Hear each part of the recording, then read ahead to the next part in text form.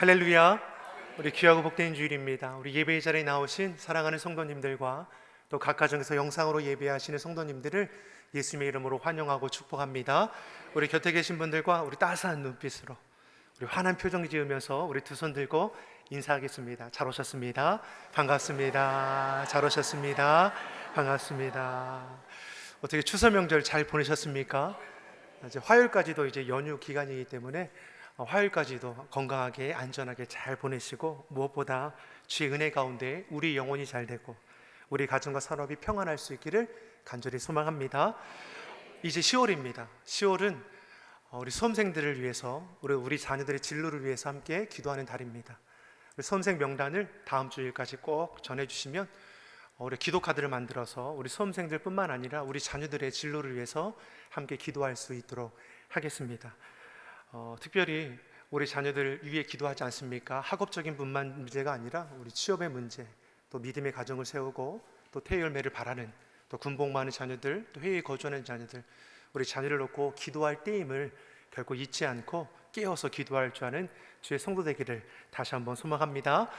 다음 주일 교회 창립 38주년 감사주일로 지킵니다. 우리 시온성께 주님께서 38년 전에 세워주시고 올로 목사님 사모님을 통해서 또 견고하게 성장하고 부흥하지 않았습니까? 가르치고 전파하고 치유하는 교회, 하나님 중심, 성경 중심. 다시 한번 하겠습니다. 보통 이렇게 하면 다 따라할 줄 알았는데, 가르치고 전파하고 치유하는 교회, 하나님 중심, 성경 중심, 교회 중심. 어떻게 한번 해보자는 거. 우리 교회가 정말 주의 복음 들고 영혼을 살리고 또 지역을, 또 민족을, 열방을 품을 수 있는 능력 있는 교회가 되길 소망합니다. 38년 동안 주님께서 안전하게 지켜주신 것처럼 이 자리를 지키고 또 주의 사명 감당하는 저와 여러분을 통해서 앞으로 50년, 100년이 주의 영광을 이루어갈 수 있기를 간절히 축복합니다. 남녀 성교회별로 또 찬양 축제를 준비하는 걸로 알고 있는데, 여러분 마음을 같이 해서 기쁨으로 찬양하며 연합하는 그 자리를 꼭 채워주시기를 간절히 축복합니다. 자, 우리 그런 마음으로 곁에 계신 분들을 다시 한번 축복하겠습니다. 하나님께서 지키시고 도우십니다. 하나님께서 지키시고 도우십니다. 아멘이시죠? 하나님께서 우리 심령을, 우리 가정을, 우리 교회를, 또 우리 삶의 자리를, 이 나라 이 민족을 지켜주심을 믿습니다. 내 힘과 능으로 살아가는 것이 아니죠. 하나님을 의지함으로 주님의 능력을, 주님 안의 구함을 통해서 주의 능력을 이루어가는 우리 삶의 자리가 될 줄 믿습니다. 예수님께서는 계속해서 마지막 때를 우리에게 말씀해 주고 계시죠. 그 때와 시는 우리에게 알려주지 않으셨습니다. 하지만 징조를 통해서 그날이 임박했음을 우리에게 가르쳐 주셨습니다. 마지막 때의 중요한 주제는 주님이 언제, 어디에, 어떻게 오시느냐에 있는 것이 아니라 내가 하나님께 속한 자녀로서 그날이 오늘일지라도 준비하며 살아가고 있느냐, 여기에 초점을 두어야 하는 것이죠.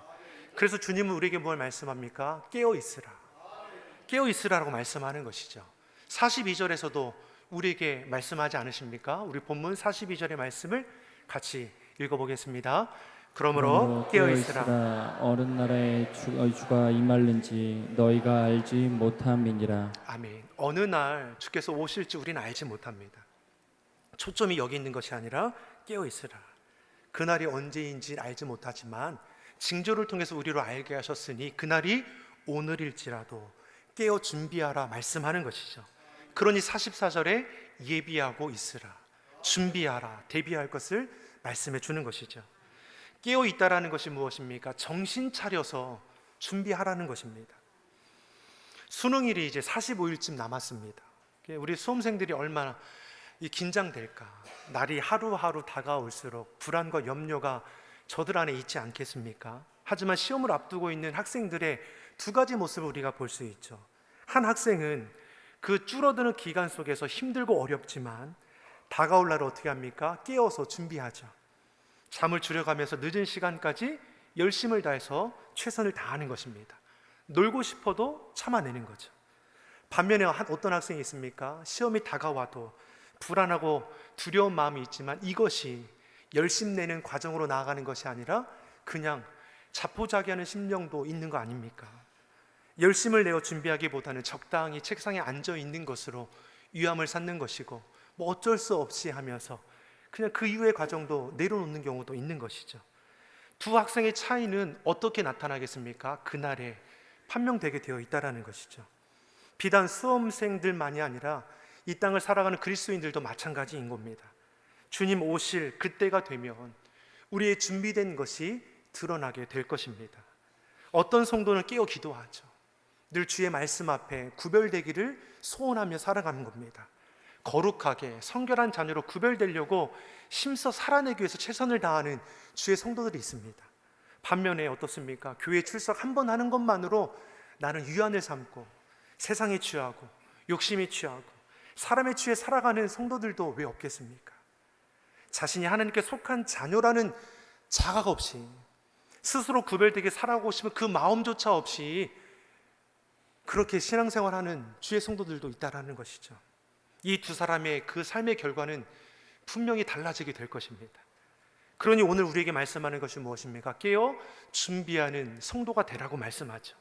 우리의 관심과 시선이 자꾸만 세상에 머물러 있다면 그날에 우리는 부끄러움을 당하게 될 것이고 수치와 조롱을 받게 될 것입니다.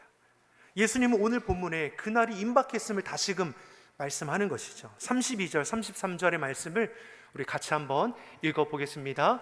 무화과 나무의 비유를 배우라. 그 가지가 연하여 지고 잎사귀를 내면 여름이 가까운 줄을 아나니 이와 같이 너희도 이 모든 일을 보거든 인자가 가까이 곧 문 앞에 이른 줄 알라. 아멘. 앞서서 계속해서 주님께서 말씀하는 것이 무엇입니까? 그날에 올 일이 무엇인지를 징조를 가르쳐 주었습니다. 그날에 적 그리스도가 나타나 미혹한다고 했습니다. 전쟁과 기근과 지진이 일어난다고 했습니다. 성도들과 교회는 핍박을 받게 될 것이고 불법이 성행해가 될 것이고 믿는 자들 안에서도 사랑이 식어지고 미워하는 일들이 많아질 것이라고 했습니다. 창세로부터 지금까지 한 번도 없었던 이런 일들이 이 땅 가운데 일어나게 될 것을 우리에게 예고해 주셨습니다. 이 말씀을 하시고 오늘 본문 32절 33절의 말씀에도 무화과 나무를 통해서도 너희가 배우라는 것이죠. 나뭇가지가 연해지고 잎사귀가 나기 시작하면 그 나무를 보아 여름이 다가왔다라는 것을 알지 않느냐. 우리도 지금 이제 풍성한 결실의 계절 가을이 다가오지 않았습니까? 햇살을 통해서도 바람을 통해서도 우주 만물을 통해서도 이 계절의 변화를 알지 않습니까? 이런 것처럼 하나님께서 너에게 말씀하신 징조와 사인을 볼 때에 주님 다시 오실 날이 왔음을 너희가 왜 깨닫지 못하느냐. 33절 하나님의 말씀을 보니까 예수님께서 가까이 왔다라는 표현을 어떻게 말씀하십니까? 문 앞에 계시다라고 표현하는 것이죠. 주님은 멀리 계시지 않는 겁니다. 우리 문 앞에 계십니다. 그러니 우리가 문만 열면 주님을 맞이할 수 있는 것이죠. 우리는 성경에서 말하고 있는 말세의 징조를 그대로 이루어지고 있는 시대를 살아가고 있습니다. 성경 말씀대로 하나하나 이루어지고 있음을 우리가 목격하고 있음에도 불구하고 이전과 별반 다르지 않는 삶을 살아가고 있는 것이죠. 그런 우리에게 오늘 본문이 무엇을 거듭해서 말씀하고 있습니까? 34절, 35절의 말씀을 우리 다시 한번 같이 읽어보겠습니다. 내가 진실로 너희에게 말하노니 이 세대가 지나가기 전에 이 일이 다 이루리라. 천지는 없어지겠으나 내 말은 없어지지 아니하리라. 아멘. 주님은 해 아래 새 것이 있겠느냐? 없다고 했습니다. 이 땅에 영원한 것이 있습니까? 영원한 것은 오직 하나님의 말씀뿐이라는 것이죠. 천지가 없어지겠거니와 내 말은 없어지지 아니하리라. 하나님께서 우리에게 주신 약속의 말씀은 반드시 이루어지게 될 것입니다. 그 말씀 앞에 우리가 어떻게 살아가느냐, 이것이 마지막 때 우리의 결과를 결정짓게 될 것입니다. 민수기 23장 19절이 우리에게 이렇게 말씀하죠. 민수기 23장 19절의 말씀을 같이 읽어보겠습니다. 하나님은 인생이 아니시니 시건치 아니하시고 인자가 아니하시니 후회가 없으시도다. 어찌 그 말씀하신 바를 행치 아니하시며 하신 말씀을 실행치 아니하시리라. 하나님의 말씀은 1.1획도 결코 없어지지 아니할 뿐만 아니라 반드시 이루어질 약속의 말씀입니다. 사랑하는 성도 여러분, 이 말씀으로 우리가 우리의 삶을 점검해야 하는 것이고 시대를 분별할 줄 아는 자가 되어야 할 것입니다.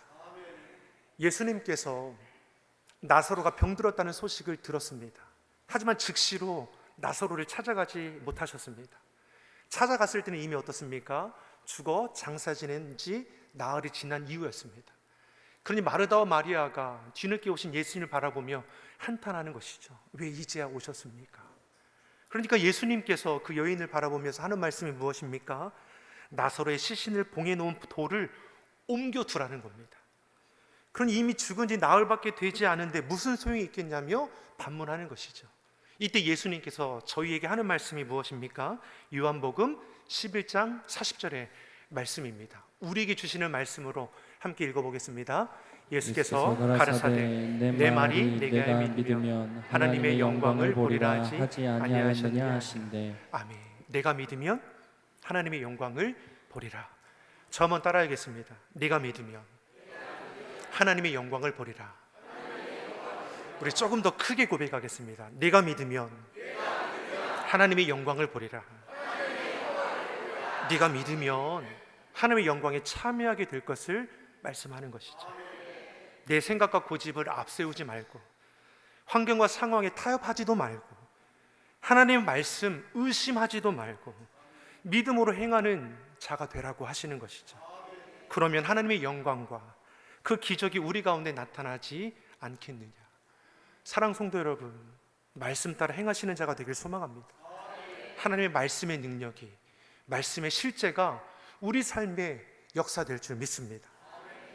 이 말씀을 하시고 예수님은 마지막 때와 기한이 하나님께서 두셨다라는 걸 다시 한번 저들에게 가르쳐 주시죠.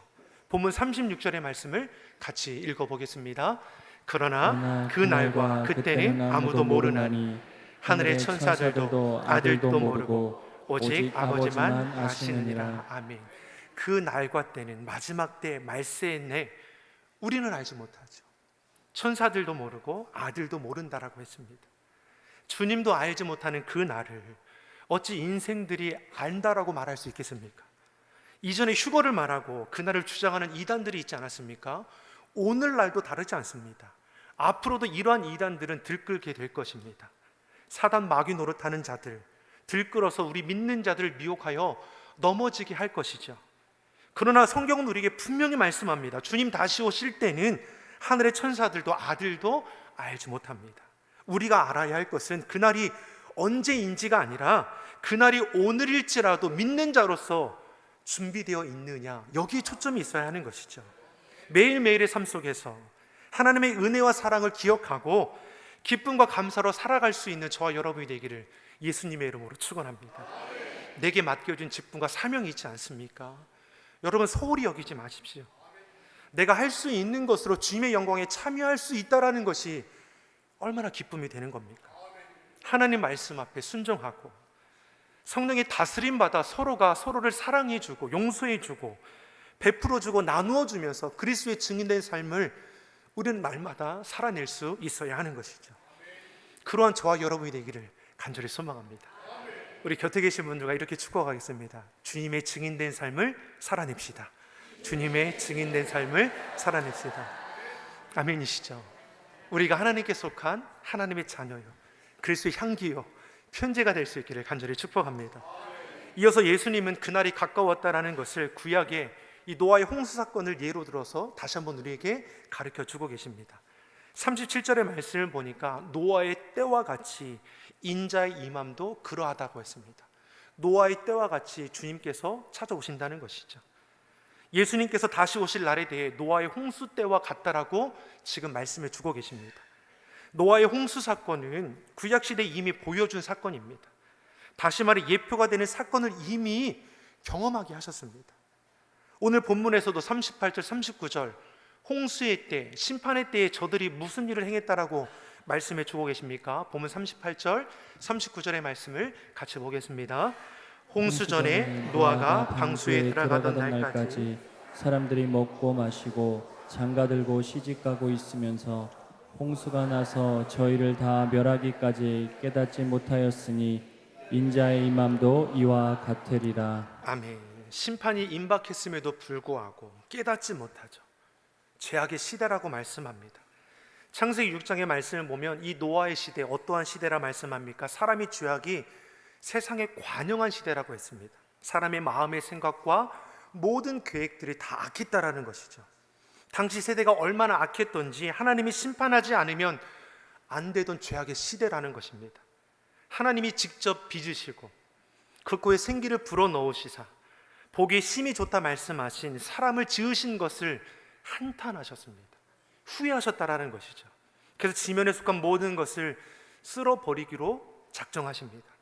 그런 가운데 노아라는 인물에 대해서는 뭐라고 기록합니까? 의인이고 당대의 완전한 자라고 말씀합니다. 무엇보다 그는 사는 날 동안 하나님과 동행하는 자였고 하나님은 저에게 은혜를 베풀어서 노아를 통해서 인류를 구원하기를 계획하시는 것이죠. 이 땅을 물로 심판하기 전에 노아에게 커다란 방주를 만들도록 명령하셨습니다.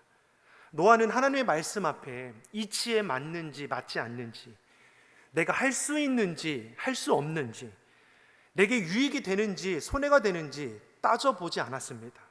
하나님 말씀 앞에 행하기를 결단하는 것이죠. 여러분, 믿는 자는 어떠한 자입니까? 하나님 말씀 앞에 결단하기를 작정하는 자입니다.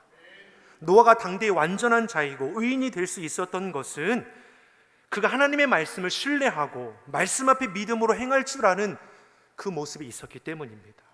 이 시대에 누가 의인입니까?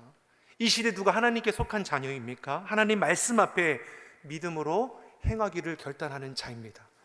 저와 여러분이 하나님께 속한 자, 주의 말씀 앞에 순종하기를 결단하기를 간절히 소망합니다. 하나님은 노아에게 이전에 한 번도 들은 적도 없고 본 적이 없는 심판에 대해서 말씀하시죠. 그리고 말씀하시고 노아를 방주를 지으라는 겁니다. 그것도 어디에 짓습니까? 산에 지으라는 것이죠. 그 크기만 해도 축구 경기장보다 훨씬 큽니다. 그런 어마어마한 방주를 산에다 지으라는 것이죠. 노아는 방주를 짓는 일만 해도 힘들 것인데 홍수 심판 기간 동안에 먹을 모든 양식과 또 저축하는 일들 또한 다 이 노아와 가족들이 준비할 수 있도록 말씀하는 것을 우리가 볼 수 있습니다. 창세기 6장 21절에 이렇게 기록하고 있습니다. 같이 읽어보겠습니다. 창세기 6장 21절의 말씀입니다. 너는 먹을 모든 식물을 내게로 가져다가 저축하라. 이것이 너와 그들의 식물이 되리라. 하나님께서 하시는 일과 사람이 해야 할 일들이 분명히 구분해야 하는 것이죠. 하나님은 노아를 대신해서 방주를 만들어주지 않으셨습니다. 하나님 방주의 설계를 준비하셨습니다. 그 설계를 따라 방주를 짓는 그 책임은 누구에게 있습니까? 노아에게 있죠. 방주에 함께 들어갈 가족들과 모든 생물의 양식을 준비하는 책임도 이 노아와 그의 가족들에 가운데 있었습니다. 하나님께서는 미래를 주관하시지만 다가올 미래를 준비하는 일은 믿음을 바라볼 줄 아는 우리가 해야 할 일들인 것이죠. 믿음의 사람 노아라고 해서 의문이 되지 않겠습니까? 왜 배를 산에 지어야 하는 것인지, 왜 짓더라도 이렇게 크게 지어야 하는 것인지, 120년 동안 방주를 지었다라고 했습니다. 그 오랜 시간 동안 의문이 들지 않겠습니까? 그럼에도 노아는 어떻습니까? 하나님의 말씀 앞에 자신을 쳐서 복종하는 것이죠. 이것이 믿음입니다. 여러분, 우리의 믿음이 주의 말씀 앞에 꺾여지길 간절히 소망합니다. 우리의 고집이, 내 성질머리가 주의 말씀 앞에 꺾어져야 하는 것이죠. 나를 앞세워서 거둘 것이 무엇입니까? 주의 말씀을 앞세우는 주의 성도 되기를 예수님의 이름으로 축원합니다. 믿을 수 있는 것을 믿는 것은 누구나 할 수 있는 겁니다. 1 더하기 1을 2라는 걸 누가 모릅니까? 이것을 신앙이라고 말하지 않습니다. 아브라함을 우리가 보더라도 어떻습니까? 갈 바를 알지 못해도 주의 말씀 의지하여 행하는 그것을 믿음이라 말씀하는 것이죠. 너는 너의 본토 친척 아비 집을 떠나서 내가 지시하는 땅으로 가라고 했습니다. 하나님의 명령에는 우리에게 요구하는 것이 있습니다. 그것이 무엇입니까? 순종이죠. 하나님의 명령은 우리를 괴롭게 하기 위해서 주는 것이 아니라 우리를 복되게 하기 위함이라는 것을 아브라함을 통해서 분명히 우리에게 말씀해 주셨습니다. 너를 큰 민족을 이루고 내게 복을 주어 내 이름을 창대케 하리니 너는 복의 근원이 될지라. 약속의 복을, 약속을 성취하는 그 시작은 무엇입니까? 말씀 앞에 순종하는 것이죠. 노아도 홍수 심판이 언제 임할지 알지 못했습니다. 하나님이 그때가 올 것이라는 것을 가르쳐 주었지 그때가 언제인지는 가르쳐 주지 않으셨습니다. 이에 노아는 그때를 대비하여 방주를 짓는 것이죠.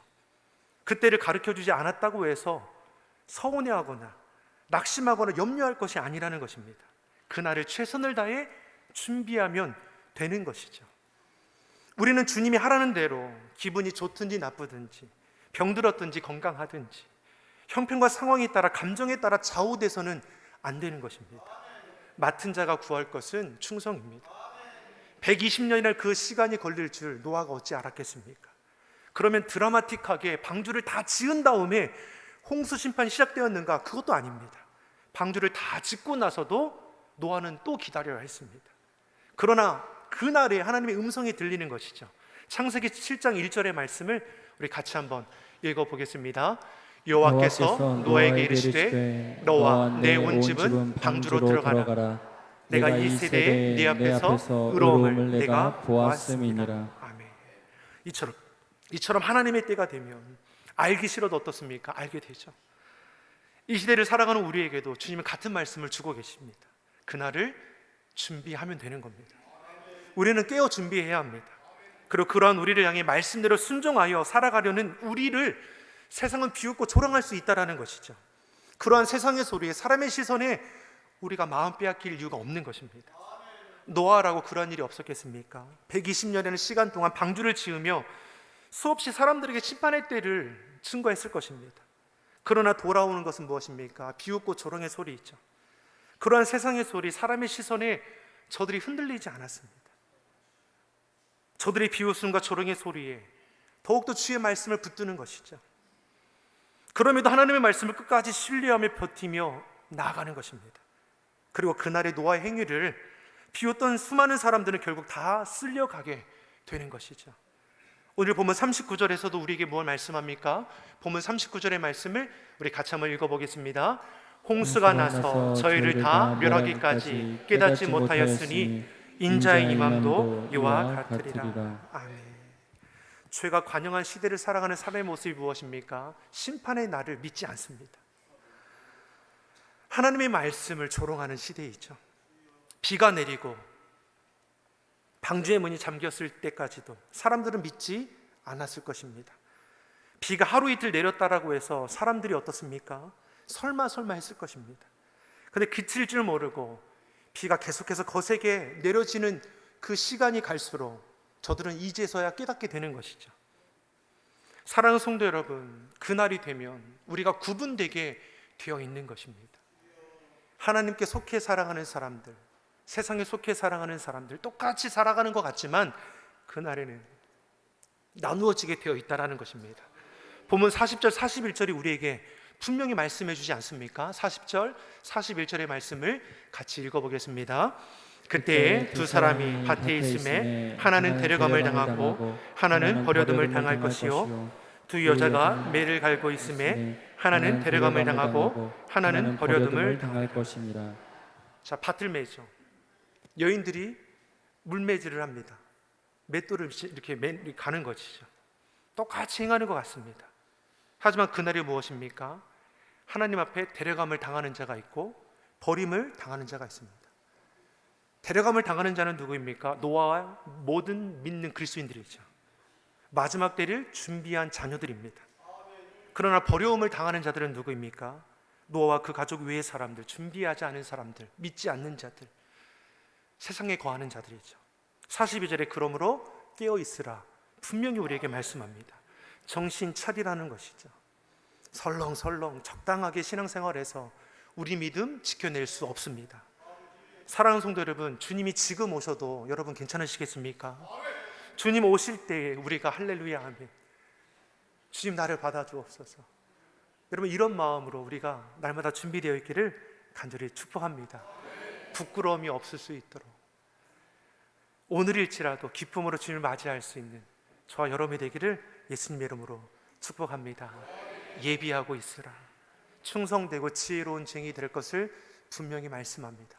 저와 여러분은 충성되어 지혜 있는 종이 되어서 주의 말씀 앞에 내 삶을 맞추어 갈 뿐만 아니라 주의 말씀 앞에 순종함으로 믿음의 삶을 온전히 걸어가고 그날이 오늘일지라도 부끄러움 없이 주 앞에 설 수 있는 귀한 은혜의 삶이 되기를 예수님 이름으로 축원합니다.